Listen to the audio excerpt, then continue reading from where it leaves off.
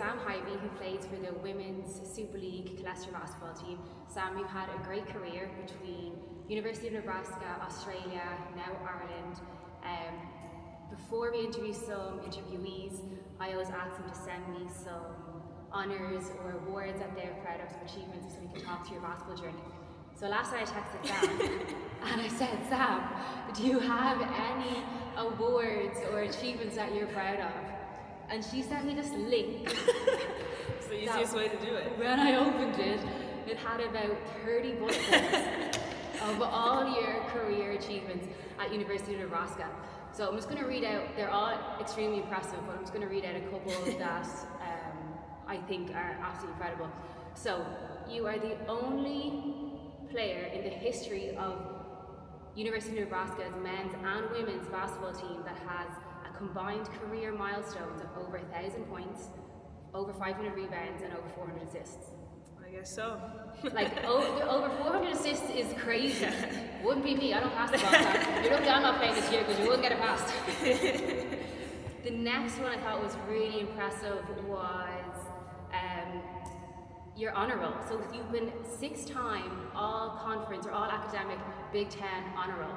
So for anyone that's listening and I don't know what the honor roll is, in the States, if you have, what is it, over 3.5 GPA? I think 3 or 3.5. So basically it's all A's in college, in school, you get on the Dean's list. So it's really impressive to be on the Dean's list in your college, but let alone in your whole conference.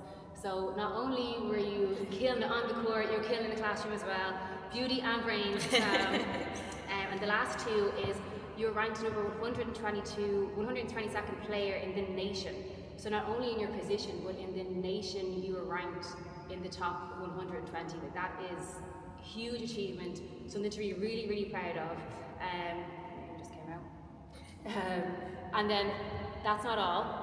You were ranked number 28th guard in the whole nation. So, I mean, that's huge, absolutely huge. Like you just seem like, yeah, that's it. But like it obviously took a lot of hard work to get there. Talk me through, how did you start basketball? Was it somebody in your family played? Was it something you just picked up in school? Like how did you get to where you are now and have all these great achievements? Yeah, I definitely, like as a kid I was always active.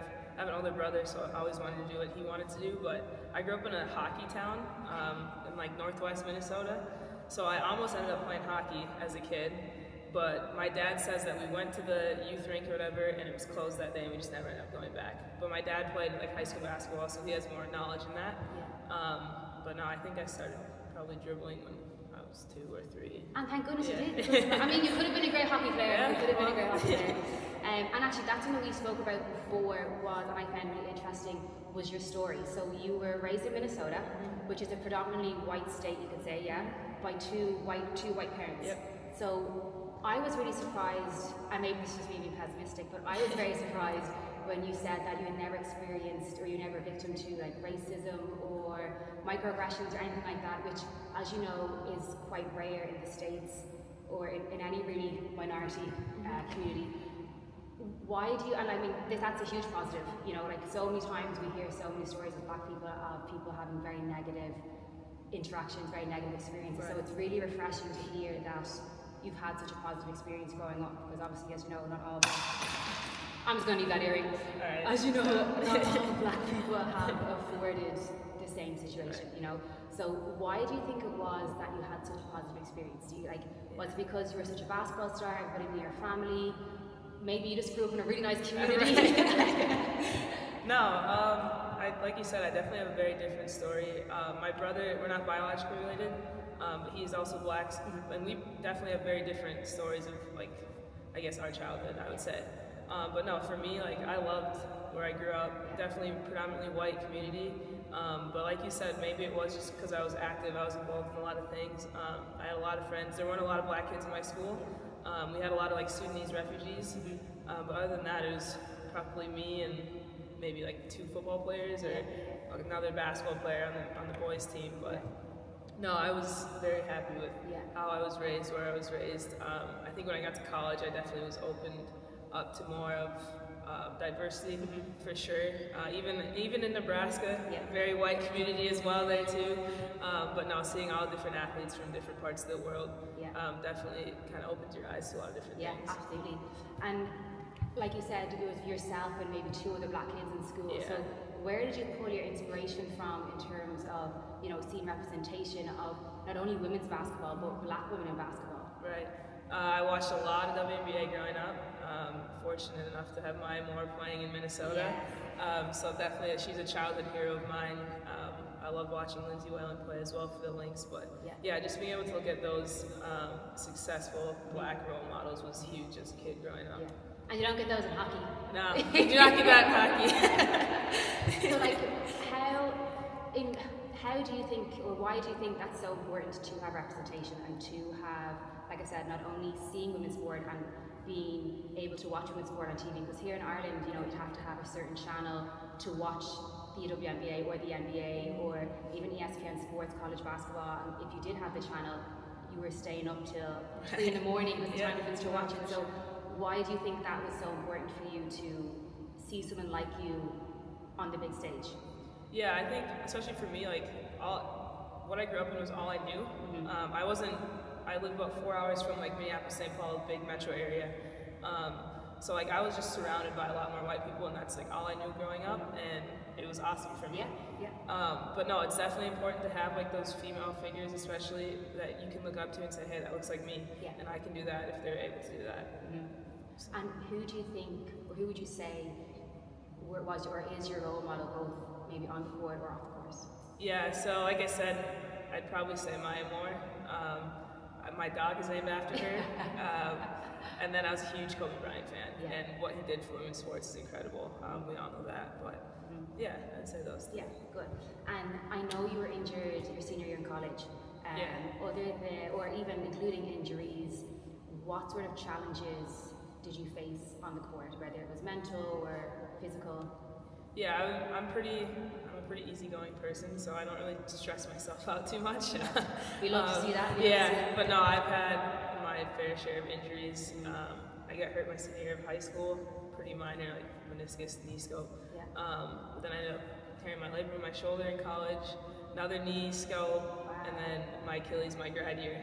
And you still had 30 bullet points of honors and awards. Definitely wasn't the smoothest journey, but it definitely shaped me to who I am today. I'm able to handle a lot of stuff that comes my way, so I wouldn't trade it for the world. Yeah, that's a great answer. I like it. And what does Black History Month mean to you? So in Ireland, Black History Month kind of, people might disagree, but only really became a thing a couple of years ago when there was huge outrage over George Floyd and other incidents of global racism. As growing up in school here, again, Ireland's a predominantly white country, we didn't have anything about Black history in our history books. Not least when I was in school, so 15 years ago I was in secondary school, high school, and there's nothing in our history books. It was more kind of subtle conversations around Black history, and it was very kind of negative Black history, so it was a lot of slavery, Jim Crow laws, segregation, things like that. We never really talked about the positive, I guess, influence that Black people have on the world, really. Whether it's breakthroughs in science or inventions or breaking milestones in sports, we never really talked about that at all. So what was Black History like, Black History Month like in school for you, or what does Black History Month mean to you?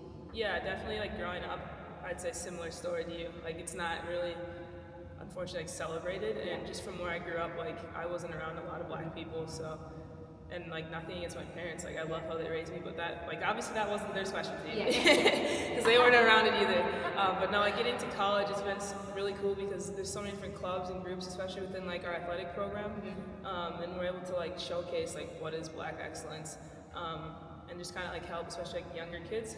Like we look like them, they can do that type of stuff. But college was definitely cool and kind of opening those doors for me. Yeah, cool. Okay, I have some fire round questions for you. Okay. Now, and you have to be honest, okay? Some of them might start a little bit of drama, but okay. Okay. So, who's your favorite player of all time? You have to choose between Maya Moore or Kobe Bryant. I know. And I really love Lindsay Whalen. But If I were to ask my parents this question, I know my dad would say mine more, so I would say mine more. Okay, let's go for mine. Yeah. Okay. Now, not back in the day, I'm talking about right now. Okay. Who would win in a one-on-one? Our coach Mark or our manager Colin? My money's on Mark. I would say. I saw Mark shoot a 3 last year at practice and he was money. Okay, I haven't really seen either of them touch a basketball, I'm not gonna lie, but yeah, I'll take Mark. You take I'll Mark. take your word for it, yeah. Ooh, Colin. Yeah. Okay, last possession of the game, 2 seconds left. You have Yeva in one corner. Oh gosh. You have Mimi in the other corner. Not this Mimi Clark. Okay. Don't pass it. Don't even put me in the game in 2 seconds slow because I'll crack under pressure. Okay, so Yeva in one corner, Mimi Clark in the other corner. Who will you pass it to? That is a loaded question. That's not very fair. 2 seconds left. They're wide open. A good answer would be, depending on which way I go to the basket, whoever's standing in that corner is getting the ball. Too diplomatic. Two great options on both sides. It's a lose for the other team. Either way. Okay. Okay. Any pre-game rituals or superstitions? I guess like I always put my left shoe on first and my right, but. Is that because you're having the ministers? No, I don't know. I just always do. Okay. That's why they make my first shot when I get on the court. Oh, okay. Okay, pre-game hype song. I don't really have it. Pre-game hype song. I like Run This Town. Pretty good. Okay, sing me a verse. No, I'm just kidding. Just kidding. Now you want to hear my voice?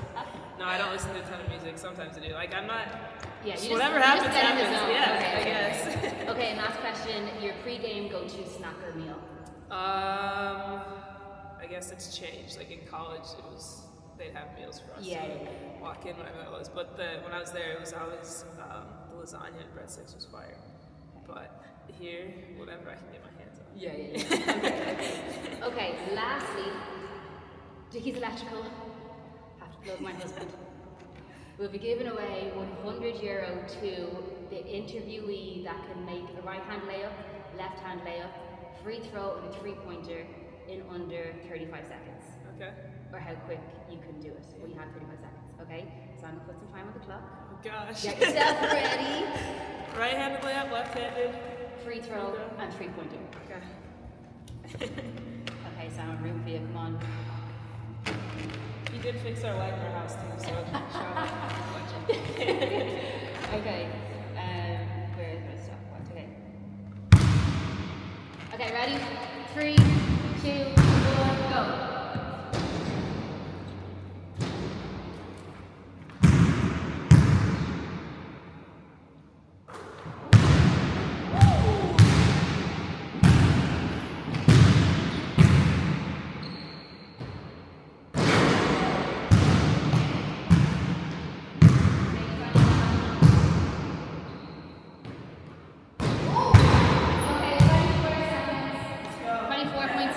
My money's on you, Sam. Okay, well, that will conclude our interview for today. Sam, thank you so much for sitting with me today. I really enjoyed it. Love talking to you, and best of luck throughout the whole season. And tune in for next week for another episode and another surprise guest. Thank you.